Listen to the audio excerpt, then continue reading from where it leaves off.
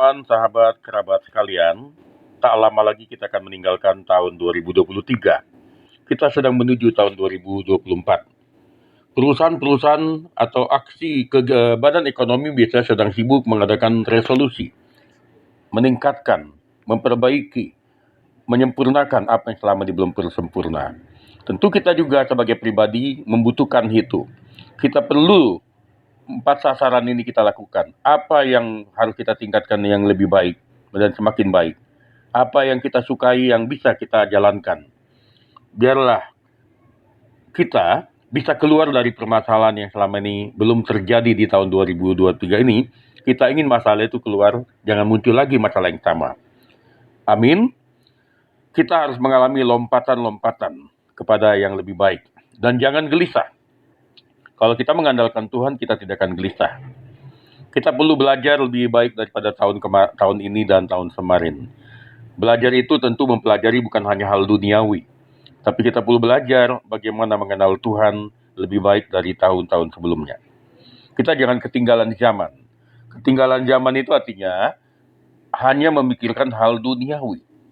Karena kebahagiaan tidak bisa didapatkan dari keramaian duniawi. Hanya di dalam kedamaian bersama Tuhan. Alangkah bodohnya apabila kita sibuk dengan resolusi duniawi, mati-matian mencari apa yang kita suka, apa yang kita mau. Bukan, apa mau Tuhan pada kita, itu yang pasti bisa. Apa yang bisa menurut Tuhan, yang kita harus turut, itu yang sebenarnya yang harus kita cari sebagai resolusi. Kita menjadi orang yang kredibel bukan untuk manusia, tetapi di hadapan Tuhan. Kita harus benar-benar apapun yang bisa, bukan menurut kemampuan kita, tapi menurut kemampuan yang diberikan Tuhan kepada kita. Resolusi bisa fleksibel, tetapi boleh terarah.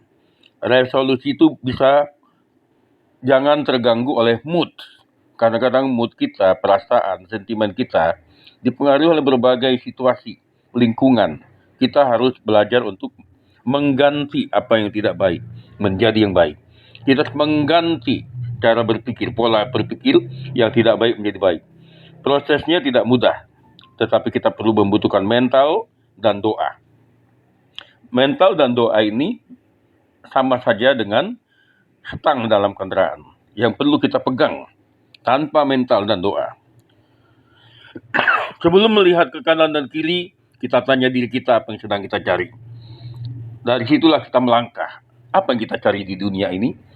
Hidup kita bukan hanya untuk bertahan hidup, tapi harus memberikan arti hidup kepada lebih banyak orang, lebih baik lagi daripada yang hari ini. Amin. Kita perlu untuk menjadi diri kita sendiri. Menjadi diri kita sendiri artinya hidup di dalam kebenaran. Tidak apa kata orang, tidak menyenangkan semua orang, tapi kita menyenangkan Tuhan. Mari kita tingkatkan level dari kehidupan kita. Ya, mungkin kita perlu banyak belajar berbagai ilmu, lebih banyak membaca, lebih banyak lagi memahami situasi. Ya, kita perlu lebih lagi kreatif dan juga berlari kepada tujuan, yaitu panggilan surgawi. Jangan hanya kepada dolar manusia, jangan hanya kepada keuangan dunia. Kita memang perlu uang, kita memang perlu karir, tapi itu tidak bisa menyelamatkan kita. Tak ada yang bisa membawa kita keluar dari masalah kecuali diri kita menemukan Tuhan. Kalau kita tidak lari kepada Tuhan, maka dunia ini akan mengejar kita. Kalau kita tidak datang pada Tuhan, maka